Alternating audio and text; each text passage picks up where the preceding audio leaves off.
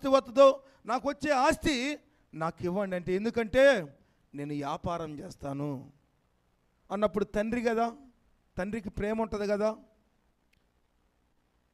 హల్లెలూయా. ఆ తండ్రి ఆ ఆస్తి సగభాగము ఆ చిన్న కొడుకు ఇచ్చాడట. ఆ చిన్న కొడుకు ఇస్తే చిన్న కొడుక్కి ఈ ఆస్తి ఎప్పుడైతే ఇచ్చారో ఎక్కడ లేని ఫ్రెండ్స్ అంతా వచ్చారంట ఈ చిన్న కొడుకు కాడికి. ఆస్తి ఇచ్చాడు తండ్రి. ఆస్తి తీసుకుపోయి దేశ విదేశాలు వెళ్ళి ఇష్టానుసారమైన జీవితాలు జీవిస్తూ ఉన్నాడు. అనేక వ్యాపారాలు పెడతా ఉన్నాడు. అనేక మంది స్నేహితులు తయారయ్యారు. ఇచ్చలవిడి జీవితం జీవిస్తూ ఉన్నాడు.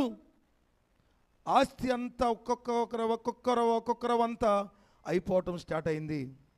వ్యాపారాలు చేసే నష్టం వచ్చింది. ఈ ఆస్తి అంతా అయిపోయింది. లాస్ట్కి ఏమైందంటే